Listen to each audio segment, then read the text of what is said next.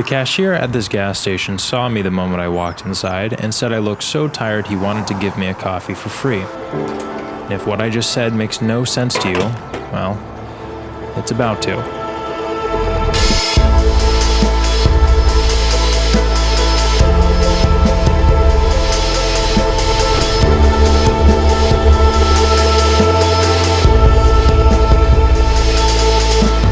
Phantom of the Opera is fire though. Yeah, no, it's great. Next thing you know, I was on a boat because the Titanic soundtrack came on and I was like, oh fuck. And then the soundtrack changed so when the boat was sinking and I was like, oh shit, my eyes are closing. This is it. No. Since I'm not used to Mac, my folders was literally on top of each other. I realized you could just press clean up and then it organized it. And I was like, people is that messy that you let them be messy on their laptop, which actually kind of makes sense because I'm a messy person and now I'm kind of mad that I cleaned it up. I don't know. Okay.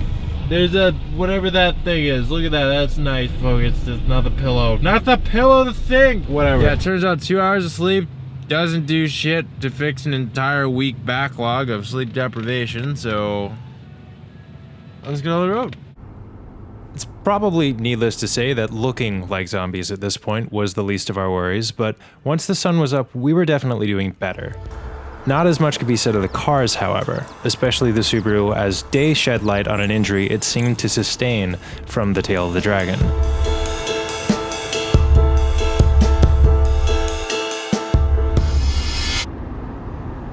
There it is. Holy shit, wow, I've devalued this car quickly. If you let go of the steering wheel, does the car pull left?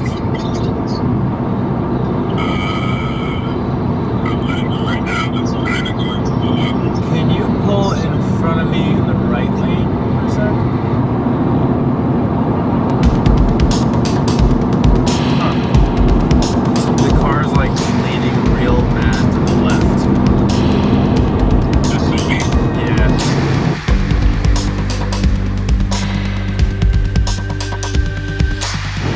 One more. So we'll take us all the way.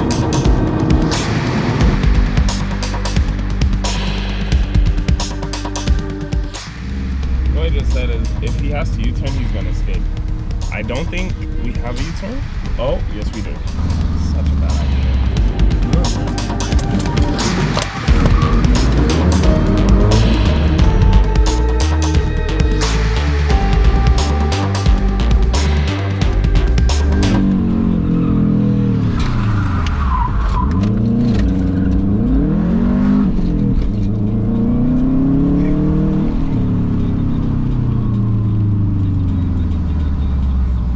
Did you see it? Shortly after our last gas stop, we saw the first signs that the longest week of our lives was finally wrapping up. And by we, I mean Adam could see. I functionally don't have windshield wipers. These are the same windshield wipers that came on the car. And they act like it. I even had the foresight of buying a pair. They're in the backseat of the Subaru. I just never put them on. Why? I don't know. I can tell you. Thankfully, I had a contingency. Not too long after that, our glorious finish line slowly rose up from the horizon.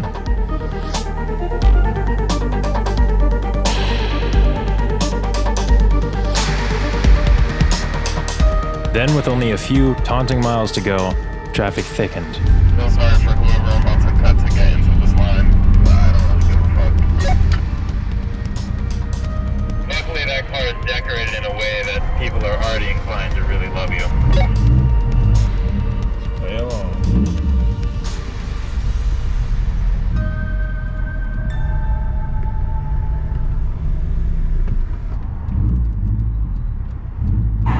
Ethically questionable, Strategically sound, my friend. Oh my god. Like, I knew it was gonna be bad, but I didn't think it was gonna be this bad. That's the thing though.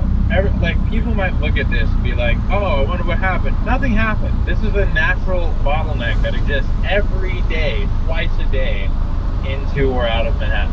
Like, the population of Manhattan doubles from commuters, like, during the day. What the 3.5 million to 7 million for commuters. What the fuck? The Lincoln Tunnel deals with 300,000 unique Easy Pass a day, not to mention cash tolls. Oh my god. I can't Do it. What the fuck? 11 miles, bro. That's we live 11 Wait, miles. what did you say? 11 miles is how long? It's 47 minutes. That's not too bad, honestly. To get across Manhattan and into Brooklyn, 47 minutes is kind of a steal. Oh, I see you. You where? Where are you? I'm back here. Oh, like you're literally back. Oh, I see you. Hey, look, I almost completely caught up to you. Oh, that's crazy. Oh, that's so cute, dude. Oh man, look at that. Our reunion was short-lived. Adam's 2-car advantage going into the Lincoln Tunnel somehow became a 20-minute lead once I finally made it out myself. That's a lot more rain now. I mean, it's not a lot more rain, but I have no wind to blow it off the windshield, and I still haven't put on the windshield wipers because, hello, nice to meet you. Have you met me yet? Obviously not. Look, I'm busted as fuck right now. But then, seemingly in pure spite for Adam having any luck whatsoever, the road trip gods had one final parting gift for him, and so with less than 20 minutes to go, disaster struck. Oh, you bitch ass nigga! No! Fuck! You gotta be fucking.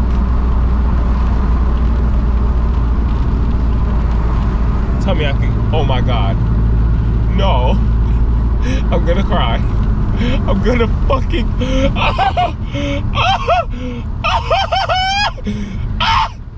You got me fucked up, please.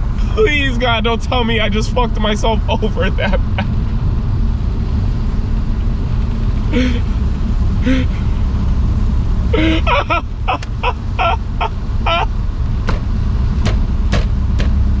No! I'm fucking yo, I missed the fucking exit. It said 17 minutes. This shit just jumped to 28 fucking minutes. I fucking hate myself. Oh my god, I was home. I'm fucking done. I'm ready to park this car up and go to sleep. I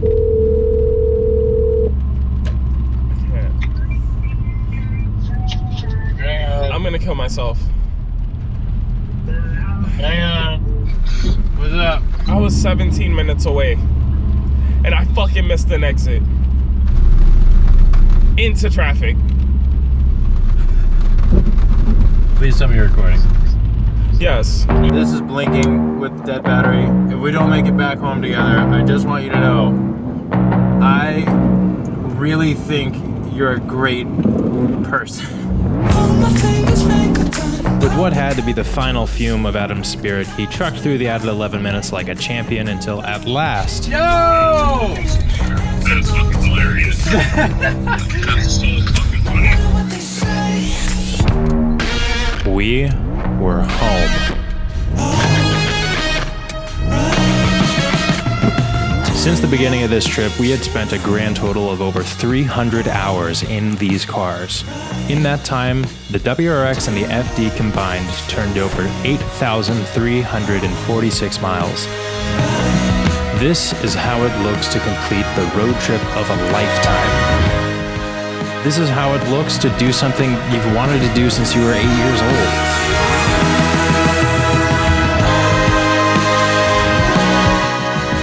This is the most disappointing moment a car enthusiast will ever experience.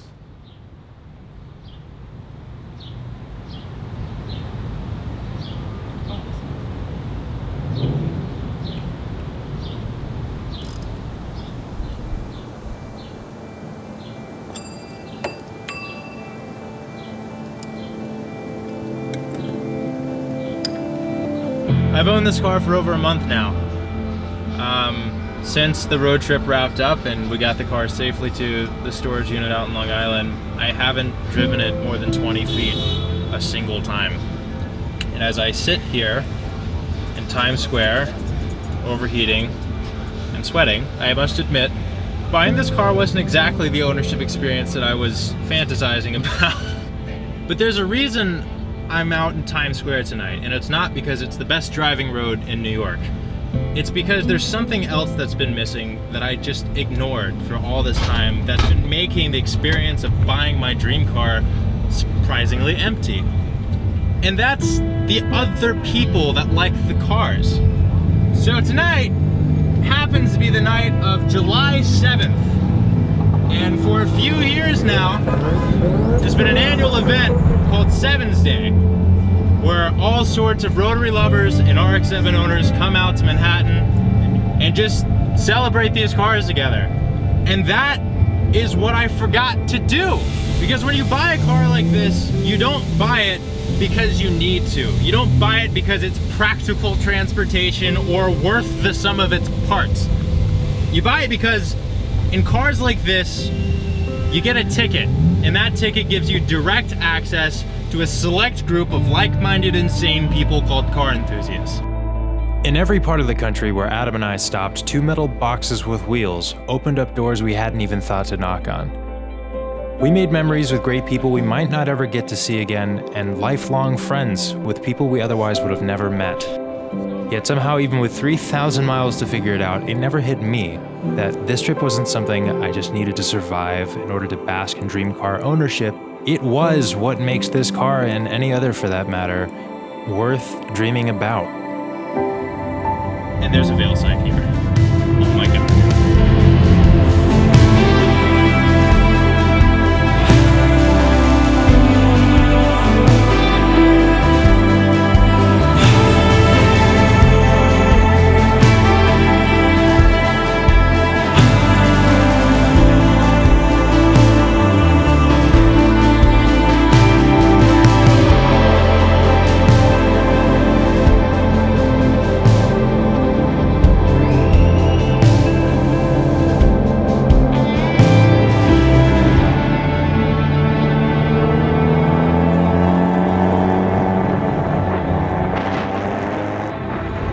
With all that said, I'm sitting in the middle of traffic, the car's overheating, I'm pouring sweat, and I haven't said hi to a single person, so in order to honor the sentiment of the very long monologue I've just given you, I think I'm gonna step out and shake some hands. Thanks for coming along this journey with me. It's far from over, and I'll see you in the next video.